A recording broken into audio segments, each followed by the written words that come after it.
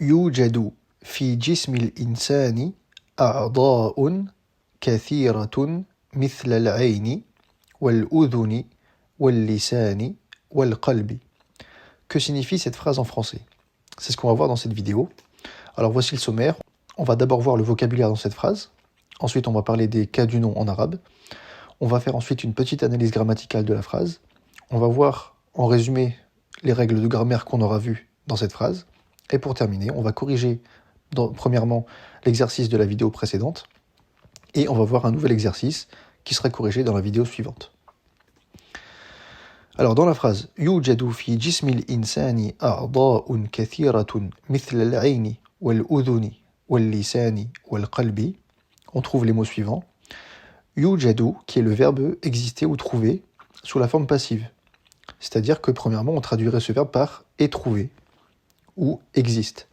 Mais là, ici, on va le traduire en français sous forme impersonnelle. Et on va dire plutôt il existe ou on trouve.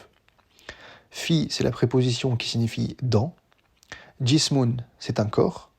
Insanun, un être humain. Udwun, un organe. Ici, on a le pluriel. A'da'un. Kathirun, nombreux. Ici, on a la forme au féminin. Kathiratun. On voit ici la marque du féminin, le ta marbuta à la fin. Mithla signifie comme. Aynun, un œil. Udhunun, une oreille. Lisanun, une langue, l'organe qui permet de parler. Qalbun, un cœur. Et enfin, wa, qui est la conjonction de coordination et en français. Alors ici, les noms communs sont tous dans un cas qu'on appelle le cas nominatif, c'est-à-dire qu'ils terminent tous par un tanwin dhamma, c'est-à-dire une double dhamma. Ils finissent par le son un. Donc ça, c'est ce qu'on appelle le nominatif, un des cas du nom en arabe. Alors on va voir les cas du nom. En arabe, on va dire qu'un nom se trouve dans tel ou tel cas selon sa voyelle finale, c'est-à-dire la voyelle qu'il porte sur sa dernière lettre.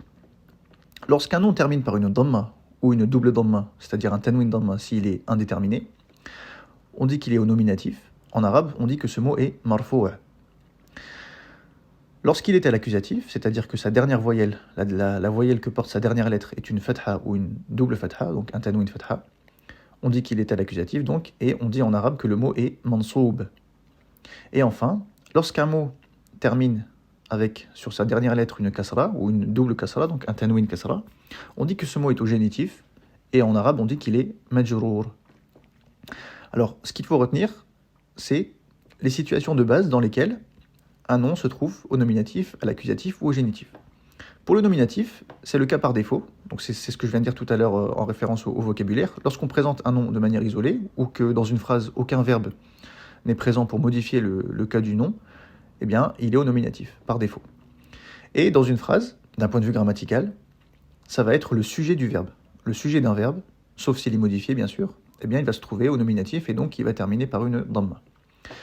Va être à l'accusatif toute forme de complément direct d'un verbe.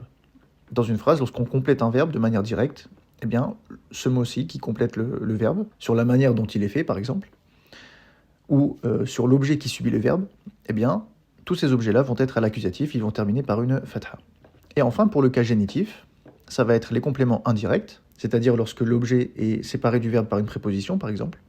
C'est aussi le cas de ce qu'on appelle le deuxième mot de l'annexion. J'ai fait une vidéo sur l'annexion. Pour bien comprendre, je t'invite à aller voir la vidéo « Les cas du nom en arabe », comment déterminer la dernière voyelle d'un mot. Donc dans une annexion, le deuxième mot est toujours au génitif.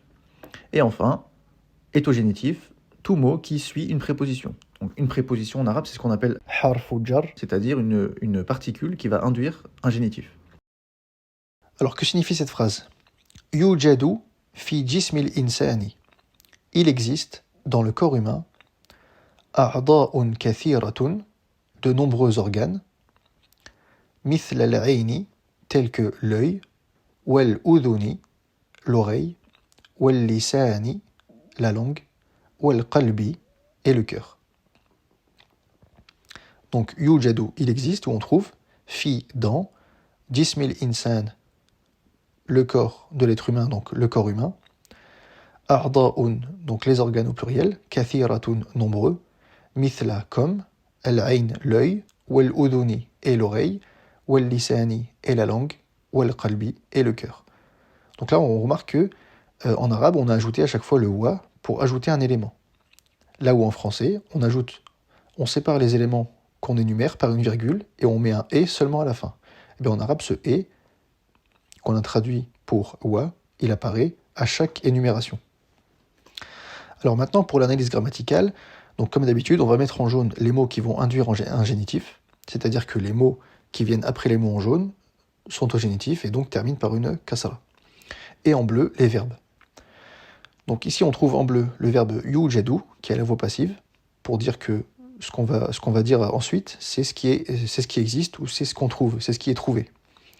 Yujadu, donc il existe, c'est le verbe conjugué au présent, la voix passive, le verbe awjada, fi jismil insani, dans le corps humain. Ici, c'est ce qu'on appelle une annexion, on a vu ça plusieurs fois, c'est le corps de l'être humain, qu'on traduit par le corps humain. Donc, fi jismil insani, jismi vient après fi induit un génitif, donc jismun se met au génitif, et puisque c'est le premier mot de l'annexion, eh bien, il termine par une voyelle simple.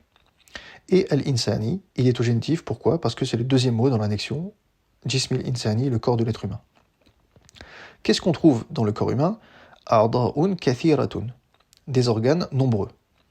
Alors ici, deux choses. Premièrement, les organes, en fait, ça va être le sujet du verbe trouver, ou il existe. Même si on dit en français on trouve ou il existe, eh bien c'est ça qui est trouvé dans le corps humain. Ce sont les organes. Et donc c'est pourquoi ce mot est au nominatif. Il joue le rôle de sujet dans la phrase. Parce qu'il est le sujet d'un verbe à la voix passive. Donc a'dha'un, le nom au nominatif, pluriel, et l'adjectif qui le qualifie, donc pour dire que ces organes sont nombreux, eh bien ça va être un nom ici féminin singulier. Pourquoi ? Parce que a'dha'un, c'est un pluriel, certes, d'un nom qui est masculin, mais en arabe, tout pluriel de nom masculin qui n'est pas doué de raison, ici un organe, c'est un concept qui n'est pas doué de raison, eh bien tout pluriel en arabe qui n'est pas doué de raison va être assimilé à un féminin singulier. Alors je répète pour que ce soit clair, toute forme plurielle en arabe qui n'est pas douée de raison s'assimile à un féminin singulier.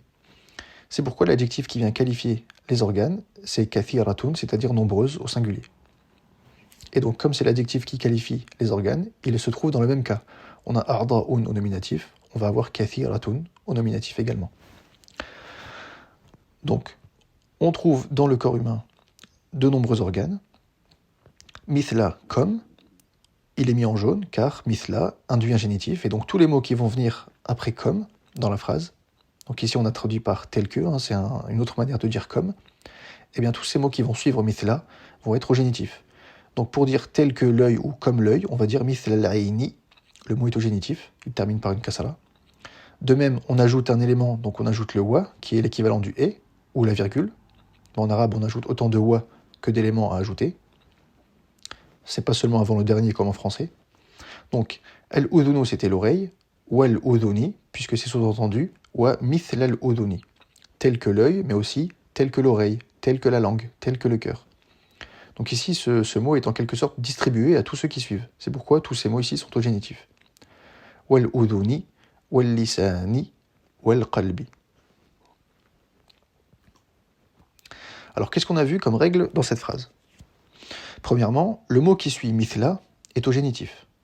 Mithla al-aini, wa mithla al-udhuni, wa mithla al-lisani, wa mithla al-qalbi. Deuxièmement, le sujet de yujadu est au nominatif, car c'est la forme passive ou impersonnelle du verbe awjada, trouver ou exister. Troisièmement, un pluriel non doué de raison, c'est-à-dire pas des personnes ou des êtres humains, est assimilé à un féminin singulier, et ceci va s'appliquer pour tout ce qui se rapporte à ce nom, c'est-à-dire ses pronoms, ses adjectifs ou ses verbes. Et enfin, en arabe, on ajoute autant de wa, c'est-à-dire la conjonction de coordination et, qu'il y a d'éléments à énumérer. Là où en français, on ajoute une virgule pour séparer tous les mots et on garde le et pour le dernier, et bien en arabe, on ajoute autant de wa qu'il y a de mots à ajouter. Alors maintenant, on va corriger l'exercice précédent. Alors je rappelle que la phrase qu'on a étudiée dans la vidéo précédente, c'était « Certes, l'eau est la base de l'existence de la vie sur la planète Terre. Innal ma'a huwa asasu wujudil hayati ala kawkabil ardi. » Et en se basant sur cette phrase, j'avais donné comme phrase à traduire « Certes, le savoir est la base du progrès de la société à travers le temps ». Donc pour ça, j'avais donné les mots de vocabulaire pour cette phrase. Et donc cette phrase se traduit, en se basant sur la phrase que je viens de montrer, « Innal ilma » certes le savoir, « huwa asasu taqaddumil mujtama'i » donc il est sous-entendu est la base du progrès de la société. Et j'avais dit que pour dire à travers le temps, on utilisait ala, marru et az-zaman. Et pour ça, on va dire ala marri zamani, à travers le passage du temps. Ou en bon français, à travers le temps. Pour terminer, voici la phrase à traduire et qui sera corrigée dans la prochaine vidéo, en se basant sur, cette fois, la phrase qu'on a vue dans cette vidéo. On trouve dans la forêt de nombreux animaux, comme le lion, l'éléphant, la girafe et le singe. Et pour ça, voici les mots dont tu as besoin. Yujadu, il existe, on trouve. Fi, dans. Rabatun, une forêt. Hayawanatun, des animaux. Kathirun, nombreux. Mithla, comme. Asadun, un lion. Filun, un éléphant. Zarafatun, une girafe. Et enfin, Qirdun, un singe.